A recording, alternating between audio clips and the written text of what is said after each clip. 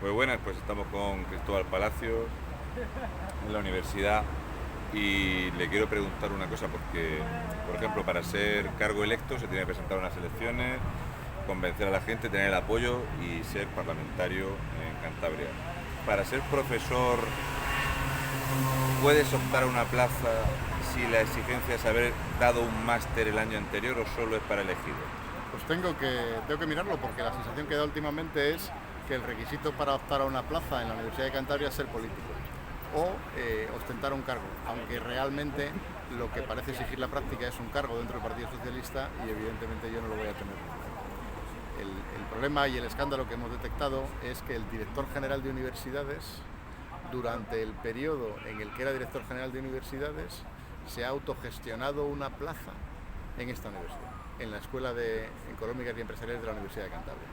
Ha negociado con el rectorado de la universidad que una de las 11 plazas que se crean se ajuste milimétricamente a su currículum. Y efectivamente ha conseguido una plaza de profesor titular en esta universidad que solo podía ser obtenida por alguien que tuviera exactamente los mismos estudios que él tenía. No la licenciatura, no un máster, literalmente su experiencia profesional. Es decir, era una plaza que se saca a concurso público, es verdad, pero tan a la medida, tan milimétricamente diseñada, que si no te llamabas y te apellidabas como él se llama y apellida, no hubieras conseguido una plaza.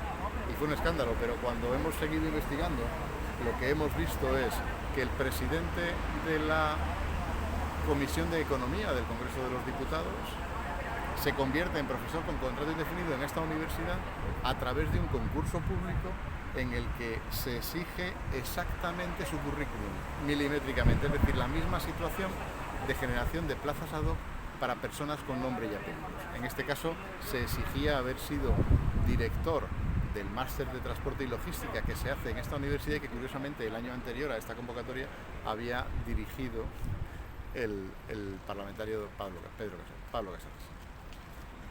Oye, pues yo lo veo. O sea, el paro va a crecer en España, pero va a decrecer en el PSOE. Sí, no solo el paro, sino la economía circular. Lo que hemos visto en el PSOE es un patrón de conducta que afecta a lo que ahora son los jóvenes cachorros que han tomado el control del PSOE de Cantabria, por el que crecen en la universidad, salen de la universidad a la política, pero nada más salir, y esa es la economía circular, se crean una puerta de entrada posterior por la que se garantizan un puesto de por vida en esta universidad cuando la política les vuelve a la espalda. Exactamente es económico, ¿correcto? Sí. Bien. La gente en Cantabria sabe que no es necesario tener ningún conocimiento de economía, pero ninguno, ni preocuparte a la hora de que estés en El Hormiguero, en Antena 3 con Susana Griso, y que te pregunten sobre los impuestos y digas tú, bueno, pues si la moda es bajarlo, pues en Cantabria lo bajamos. ¿Cómo crees tú que Revilla afronta el hecho de haber multiplicado por 10 la deuda y que no tenga ningún conocimiento ni le importe y que haga estas declaraciones que pasaba por ahí? Revilla ha llegado a la conclusión, y eso es lo grave, de que la población vota y él cree que no valora lo votado. Y él cree que puede decir cualquier barbaridad, cualquier tontería, lo primero que se le ocurra, y que los votantes le van a seguir agradeciendo su trabajo o su falta de trabajo en el gobierno de Cantabria. Que la marea dice que hay que subir impuestos, él es el primero que vota por subir impuestos.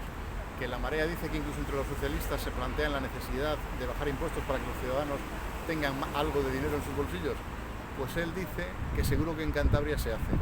Lo que no supone bajo ningún concepto que se vaya a hacer. El mismo día que él lo dice, la consejera de Economía de Cantabria dice que ni se ha hablado, ni está previsto, ni hay la menor intención de hacerlo, y que desde luego el pacto de gobierno entre el PRC y el PSOE impide la bajada de impuestos. Es decir, se trata del convencimiento de Revilla de que él puede hacer declaraciones públicas y que aunque sean mentira, aunque no reflejen la realidad y aunque solo reflejen su estado de ánimo o su voluntad, consigue un efecto positivo en el electorado, que es engañarles, sin tener que luego verse obligado a cumplir las palabras que ha dado, porque en la práctica, si todo el mundo sabe que son ocurrencias de Revilla, hombre, no se le van a exigir que además de ocurrírsele las cumpla, ¿no? Es que él tuvo ahí una semana muy lúcida y entonces comentó que él veía mucha gente en la calle, estaba Cantabria con mucho turismo, y que las cifras que daba la AIREF sobre Cantabria, ese aumento en un 3% de destrucción de empresas, creo que es la comunidad, si no me equivoco, donde menos negocio se ha creado, y él decía que contradecía las cifras de la AIREF porque lo que él veía en la calle no le concordaba, no era coincidente. Un presidente autonómico, ¿cómo valora la situación económica de su comunidad? ¿Por lo que ve en el bar o por las cifras oficiales? Es que Revilla ha trascendido el puesto de presidente autonómico. Hay un señor que se llama Miguel Ángel Revilla y que ocupa la presidencia de Cantabria, pero luego hay un elemento mediático o una entidad mediática que es Miguel Ángel Revilla, que es la misma persona y que goza de una plena libertad en sus expresiones. Si los datos le favorecen a su tesis, ningún problema, los utilizo, y si los datos me desdicen, no me los creo.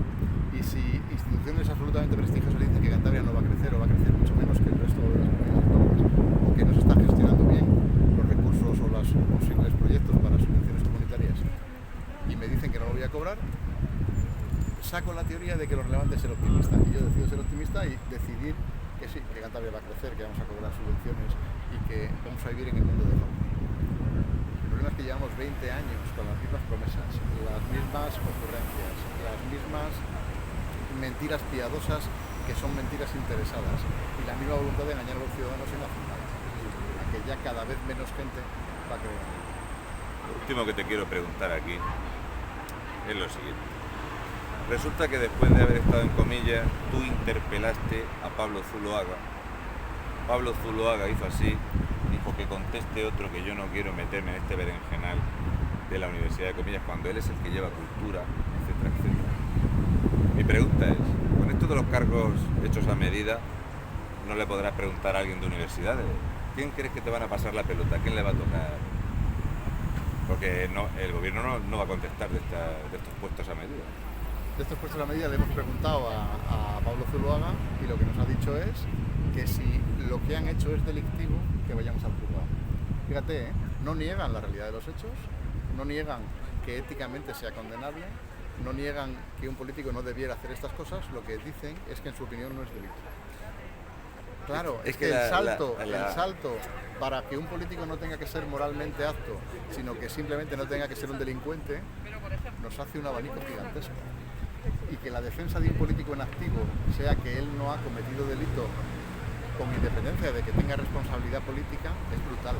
Es genial porque es ya ese margen de decir que no es decente, que no está bien hecho, que el que tiene el poder se otorgue la plaza, ahora mismo es tolerable, salvo que sea delito. Y yo digo que no es delito, y si usted cree que es delito, denúncieme. Entre otras cosas, porque el enjuiciamiento de ese delito se va a ver después de las próximas elecciones. Y lo que ellos van a sostener hasta entonces es que no es delito. Pero lo grave es la degradación moral que supone asumir que la falta ética no es relevante en un delito. No. Por cierto, que para que lo sepan nuestros ciudadanos, la visita que hicimos a Comillas aquel día, ¿te acuerdas? Que no encontrábamos a nadie por ningún sitio. 500 personas. Ese día. Ese día. Pues yo he estado hoy. Otras 500. Yo he llevado a 4 y allí no había nadie. Pero me ha hecho bastante gracia porque hoy sí me han dado un ticket de aparcamiento que pone 1 euro, pero te cobran 2. ¿Ah, sí? O sea, eso es el show. Es espectacular. Nadie trabajando, nadie visitando. ¿Y el recibo que te han dado dice 1 euro? Sí, lo llevo en el coche, con 1 euro.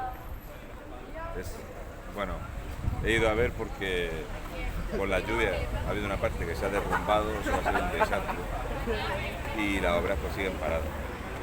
Y gente no hay ninguna, solamente los empleados públicos. Estadísticamente 500 personas diarias. Estadísticamente. Y cuando planteamos que no había nadie, la consecuencia es que os están permitiendo que directamente no habíamos ido. A pesar de que habíamos colgado los vídeos nuestros y un recorrido de 360 grados en los que se veía que éramos los únicos asistentes al parking, a un palacio que estaba cerrado al público y que había que sigue cerrado, está cerrado.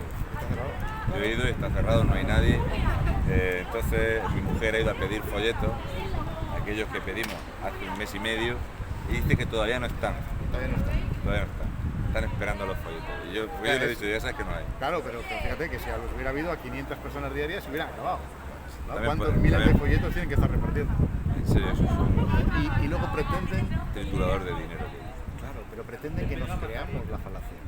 O sea, Sí. han inventado han alterado las cifras reales de visitantes a una cantidad que es irreal, o han hecho la trampa de decir que todos los que visitan el Palacio de Sobrellano también visitan la universidad, cuando es falso. Nos arrojan esas cifras y pretenden que las aceptemos sin discutir. Y cuando 2 días comprobamos que son falsas, nos dicen que es que intentamos engañar, intentamos meter cizaña, intentamos... Una cosa que tendrás que decirle a Pablo Zuluaga es que si no hay nadie, que apaguen las luces del edificio. Estaba todo encendido, la planta de arriba y de abajo, todo encendido y no había nadie ahí. Incluyendo los salones para descanso de profesores, Todo encendido. los despachos de los profesores con ducha y demás elementos, los salones de la última planta para descanso del personal, ¿no? Todas esas cosas. Todo eso.